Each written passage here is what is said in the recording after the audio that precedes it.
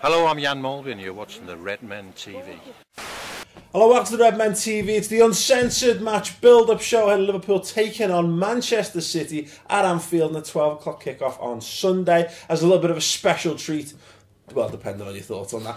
We're joined by the lads from Blue Moon Rising TV. We've got Adam and Martin here to provide a little bit of a citizen's perspective for us. Chris, you're here as well, obviously, as always. I know. It's not out of it. First and foremost, and Chris, I'll start with you on this. How important is this game to both teams? Oh, it's massive. I don't think City can afford to drop any more points now behind Chelsea.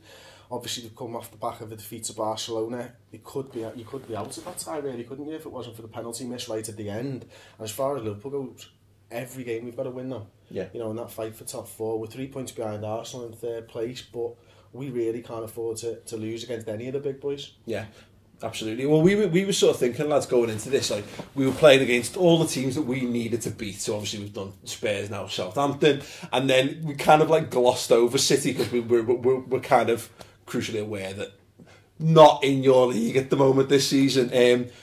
I think the hope was that you should have other things to play for, but I mean, Adam, is it as big a game for you as it is for us?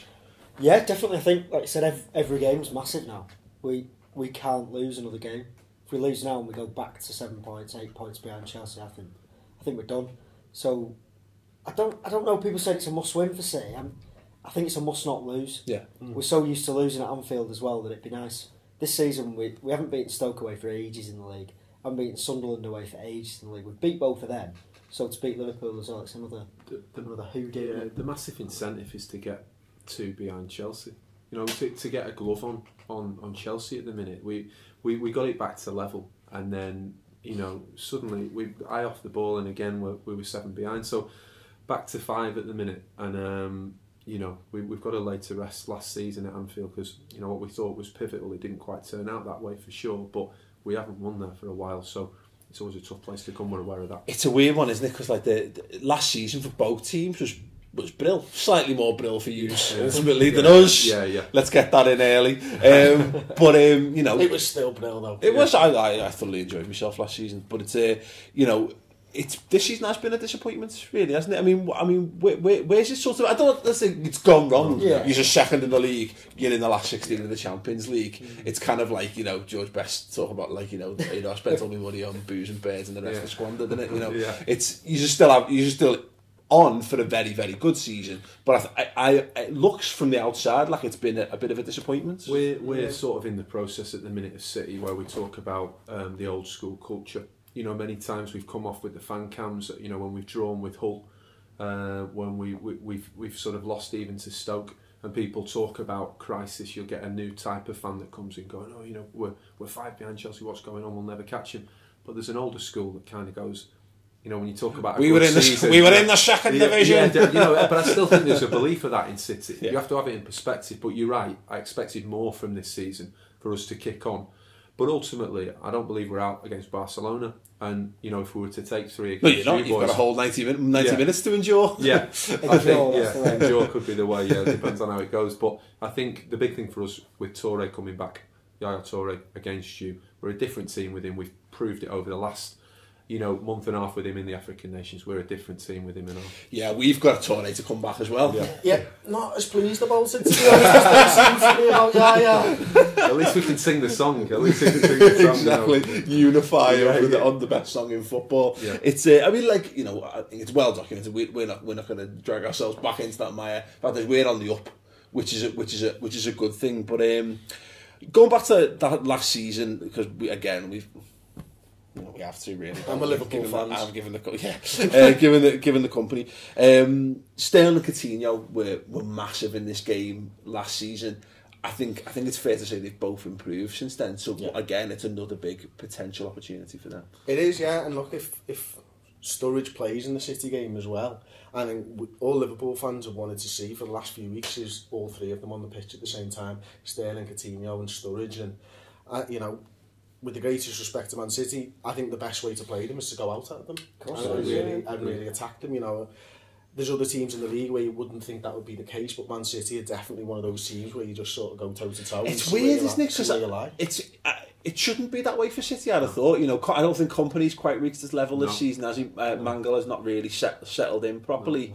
Is that, in your opinion, is that then the best way for us to I think most teams have proven it this season. Hull did it to us the other week, not to the same level as some teams. Like Burnley go 2-0 up, and then Burnley just think, you know what, attack him. We look so slow at the back, and we just mess about with it too much. And like I say, Sterling and Coutinho last season were amazing at Anfield, especially Coutinho. And they're the sort of players we don't like playing against. A good turn, then a turn of pace. We don't like it. Like I say about Company, he really doesn't like getting turned because it happens a lot. I think the big thing is as well as last season, the atmosphere. The atmosphere in the place was incredible. A couple of seasons before I'd been in the COP to watch City against Liverpool, and I think it was 2-2. That was a good atmosphere, but last season was incredible. And on record as a Man City fan, I would have to say that had we have lost the title to you boys, then you'd have deserved it. And for me, we've got a common ground in common enemy. So at the end of the day, that's why there's some love across the line on that. That's the thing. We were talking to the boys beforehand, how obviously we had full-time Devils on early this season, and we went to great lengths to basically make them look like dickheads, which wasn't actually as difficult as we'd envisaged prior to it. But we actually don't share anywhere near the level of animosity with Man City fans. It's a bizarre one, isn't it? I'm sure I have a real feeling that if Liverpool can continue to improve in the coming seasons, that actually could end up being a very healthy rivalry between the clubs. Look at Chelsea. We didn't care about Chelsea. Yeah. Nobody cared. Only Fulham fans have cared about Chelsea ever. What about 4 years ago, and then when we started coming up to this level? But now there used to be a bit of there was a bit of a friendly rivalry. Now it's just like we really don't like them. Yeah. But what is there to like about Chelsea? To be fair, we're learning this. You come welcome to the upper echelons and that. I think you're right. It's for me the Man City thing, Chris. We've had this conversation in the past. We should hate being the strong word. Man City should fall into the same category as Chelsea should, and on very if you skim read through a piece of paper with the facts written on them, you probably would think they're exactly the same. But I just don't.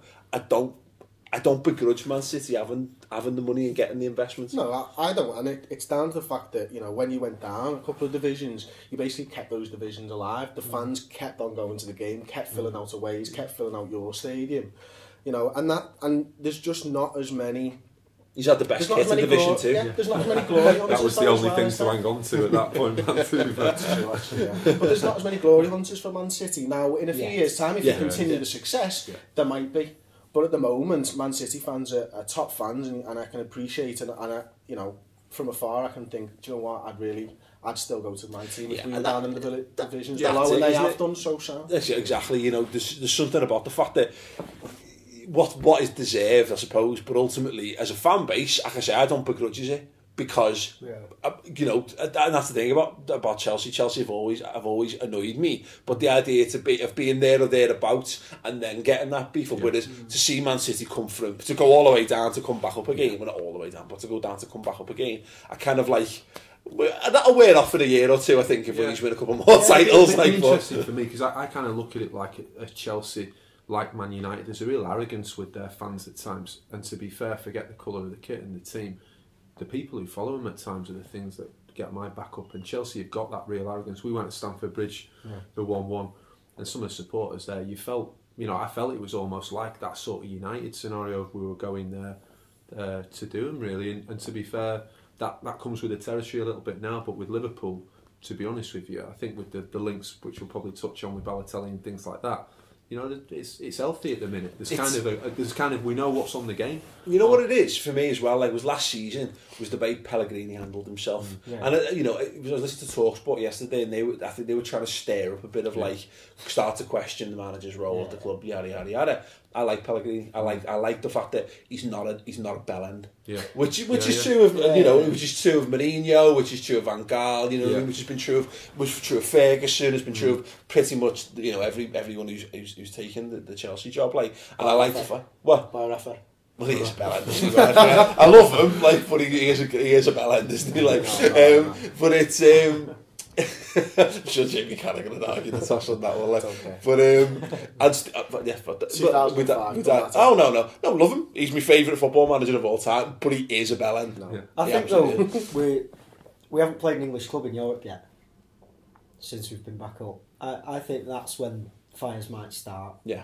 And I reckon Well, that's where Chelsea came with us. We played them that many yeah. times in the European Cup, and it became a fierce rivalry because they're the team standing in the way of progress. And that, I think that's the difference for us, is that we were what sort of like usurpers last season to the throne, you know. And the idea of us coming on there was so like, it was just a nice story. Whereas we're there and Man City are blocking it, and all of a sudden it's like Man City and their millions and their world-class players are blocking our progression to the next stage. I think that's when it might come across. Anyway, speaking of players and millions spent, what the fuck is Mario Balotelli? Whoa. What is he? For us, a legend. A legend and a clown, all in one. Would you have him back though? No. There's part of me after about 10 pints would turn around and say you would. I mean, there was a point where Aguero was injured and Balotelli was just turning some form for you guys, and you can see what he brings, but he also brings that baggage. But having said that, It's Louis Vuitton, but he probably just carries it everywhere. I've really admired how Brendan Rodgers has kind of managed to. He's done him well. To be fair, like, you know, we've been critical of Balotelli, and rightly so, on a sliding scale of happiness with him basically heading in this but like what's that Oblivion at Alton Towers, straight down, like, I mean, it's no nemesis, but you know, he seems to have turned the corner in recent weeks, so it's kind of like I'm far less bothered by him now. But the question is, like, what for you, what type of player is he? It's a catalyst. For me, all along, he was a catalyst. I don't think he was. I mean, I remember a game against Everton. It was 0-0, and Mancini brought him on. And it was I literally mean like centre forwards, 10. You know, I mean, nobody knows what his actual what type of player his he best is. game he's ever played, was obviously for Italy against Germany. One up front, and he played that, and he was absolutely immense in that game. Really, we've tried that. We tried it, and it didn't work. I don't know where he plays. I don't know what he does. I just can't. I've never. It's like, if anyone ever watched the Red Letter Media Star Wars reviews, talking about Balotelli is like trying to describe the characters from the new trilogy of Star Wars. You can't do it without like describing like the things that you read about him in the press. You know what I mean? You can't be like. You can't describe anything physically that he actually does. He's dead good at holding the ball up. He's a real powerful centre forward. You know what I mean? Like, you could describe other players. It's all like he's an enigma. He's got catalyst baggage. You know what I mean? I think that there was times when he was at City where the best thing that he'd do is the opposition team would go and kick him, and they'd put two men on him, kick him, wind him up, and that lets another player. I agree. I think that's what he used to do. He doesn't do it as much anymore because he doesn't play. Distraction. But he was a distractor. We'll have that. A central. I wonder if they've got that role on the new footy manager. Where you sit, is that a right click or something? I don't know. Like, what is the role in what is your role in the team? Is that an FD then? A forward distractor. Forward distractor. I think that's his role. Forward distractor. Hold the ball, get kicked, and then Aguero runs. What was he like at free kicks for you? Not very good. No, not very good. But just I was thinking David Platt described Balotelli as scoring heavy goals. I think that's what he said. When he said heavy goals, he obviously means big goals. So Spurs was a prime example for you. But see, you know, the penalty, I suppose, to some extent, you've not seen enough of it. I think you'd probably need another month of him doing that to actually go, well, you know what, he was worth He's the punt. dead good at penalties. But I think he is amazing at penalties. That's the only thing you can definitely hang your hat on. Like. But Rodgers has done well. You've got him at a point now where Balotelli's got nowhere to go. When he was with us, and to some extent with Milan, he was still the great I am. He's certainly not at the minute, and I think Rodgers is constantly letting him know that. So it's interesting. It'll be interesting to see. Phone rings. Well, if he comes off the bench on Decades. But, if he comes off the bench on Sunday, for me, it'll be, you know, that'll be a nervous time for me. He won't surprise me to score. The worst thing I can physically imagine right now is Balotelli playing against City. Because it'll be quite funny when if he does score, most players don't celebrate against the other club. He doesn't celebrate anyway, so maybe he'll go mad. That'll be the thing. The floodgates will open. He'll burst into tears. He'll be like Andy Dufresne at the end of Shawshank. Honestly. I hope he's injured for Sunday. Not injured. Just not available. Just not in the right headspace. That would do. One thing I wanted to ask you is about why you've got in. He's been linked with us a bit in January. I don't know what his long-term future lies, but is James Milner the most underrated player in the Premier League? Yeah, you can back off. No, he's. I don't know. He's become so underrated now that it's kind of overrating it, because everyone's saying he's the most underrated player in the world. then maybe. Yeah. Like, but he's brilliant for us, and Every time I see him, he looks boss. Yeah. Even last season, there was about 2 months where he was your star player, and then he just gets forgotten about again. He's. I mean, they've offered him five million a year to stay, and obviously it doesn't motivate him in terms of the money. He wants to play and he wants a guarantee. And to be fair, in our current setup, I can't see why we wouldn't give him a guarantee. And I think Barcelona was interesting. They played James Milner as central midfielder. It was the wrong move. Yeah. But I think it was a show of Olive confidence. branch. Yeah, sort of. This is a big game. You wanted this. There you go. Now you've fucked up. So No, he's great. Because he was one of those players, and if you don't watch him, and because of we always go like the Board and James Milner accounts, you go, oh fuck. It's like Gareth Barry all over again. He went to Yeah. Everton, and everyone's going, oh, he's great. Well, yeah, he was great for us for the last 3 years. But with Milner, I think he's looking at his England chances as well. He doesn't get picked for England enough when he plays at City, and you know that if he goes to Liverpool, he's going to play every single week. And you can guarantee he'll be starting for England. See, that's the thing for me. I'm not even sure he'd play for us every week.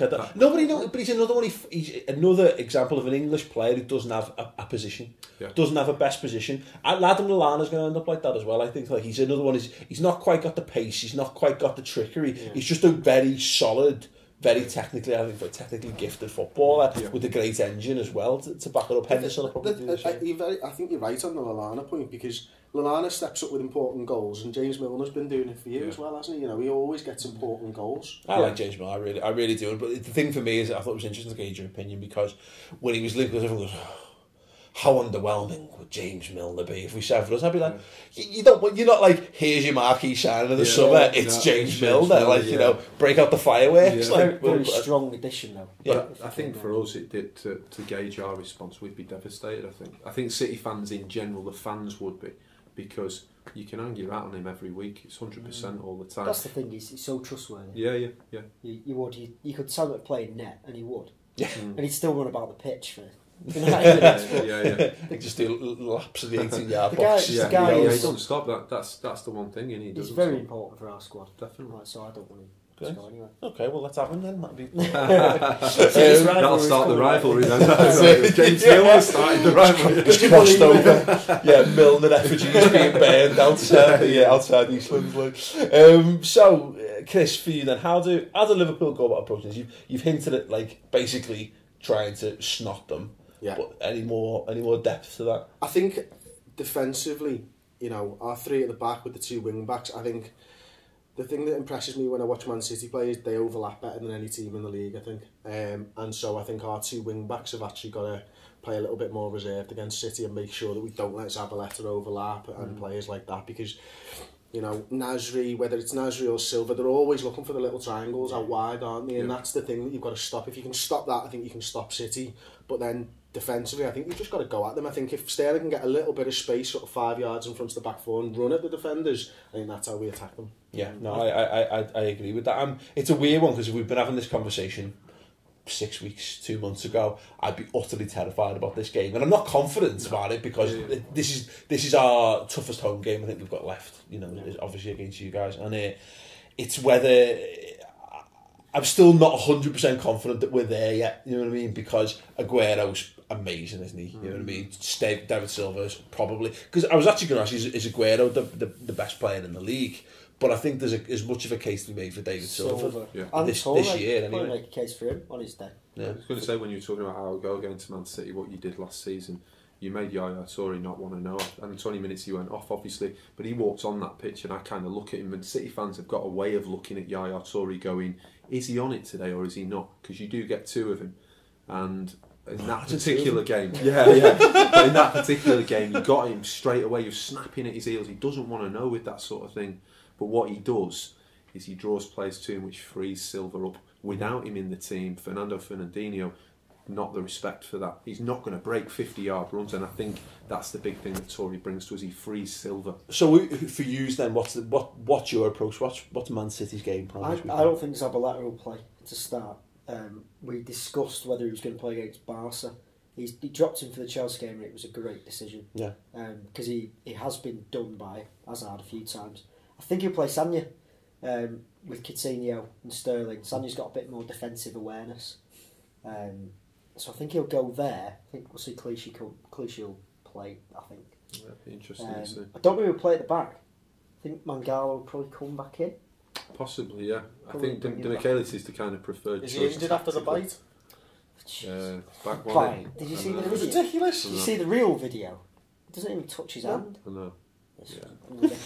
Daily Mail, that. Yeah. Nonsense. But I think for us, that midfield three, I think Nasri Silva and Yaya Toure, that's That the does way actually scare me a little bit. Yeah. Who plays up top then? Does Boney come in? Well, it'd be Does he get a interesting. start? Boney, Aguero, a few of my mates said that Boney looked to have pulled something as soon as he came on against Barca. So I'm not sure, but I would say, for me personally, I'd want to go one up front. I think everyone thought City would go against Barcelona one up front, and of course you got two. Didn't work last season, didn't work this, but ultimately I think against you, it's whether Pellegrini goes down that bloody minded route where he goes, my favourite formation's 4-4-2, or he looks at the opposition and goes, this is how we beat him. Because with 4-5-1, what's the I think likelihood? we'll take him. I think he could go again bloody minded this 4-4-2. I think he'll do it again. I really do think he'll do it again. It looked like... Was that a bad move? Yeah. Looked like Excellent, when, let's hope Yeah. you go Yeah, for 4-4-2. go for that. when the team news came out against Barca, everyone's going, hang on, does he know who we're playing against? Yeah. It was kind of like, we're not playing Newcastle again. Yeah. Guys, And I think that's because Zeko guys- played well against Newcastle. Newcastle were rubbish. Yeah. I mean, rubbish. And they had his best game of the season. I think Pellegrini's judged it and gone, let's go at Barca, because they're like the same, aren't they, as Newcastle? And they obviously didn't work. So I really hope he doesn't do the same against you. I think 4-5-1 and we've got a solid chance of getting a result against you. But I agree with your optimism a little bit in terms of 2 months ago we'd have probably looked at this game going, it's 3. Whereas this time I know about Anfield, and I know, you know, it's a game that will galvanise Anfield, and it's a fortress anyway in terms of an atmosphere. But I think these are the games where you look at where you're not quite competing for the title, but you go and pick off the ones that are. Yeah, it's going to be a hell of a game anyway. I'm excited about it. I'll be ridiculously nervous come kick off time. Yeah. At least it's not like a league game in that regard, so you don't have to get nervous all day. But then your day's fucked afterwards, isn't it? You know what I mean? So yeah, there is no winning, not in these games. It's fast becoming one of them games when we say it's like the same when we play United and we play Everton. You don't enjoy them. No. You can't enjoy them until you get a 2-goal clear advantage with about 3 seconds left to go in the game, and then you can relax and enjoy it. Right, okay then, boys. Score predictions. I'm always an optimistic blue, so I would say that Liverpool 1, City 2. Okay. I'm the other side of that, but I'm going to go 2-2. Okay. Goals. Yeah, I think 1-1. Okay. Devils.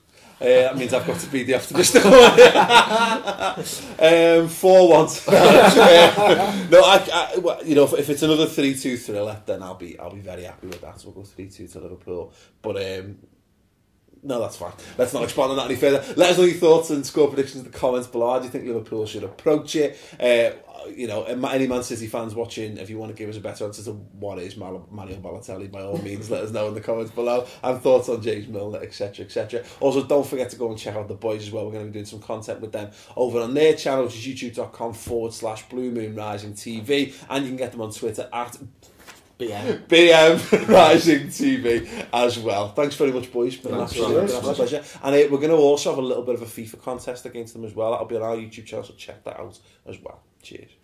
It was Chris's turn to pick the 4 for this week. What have you gone for? No. What have you gone for?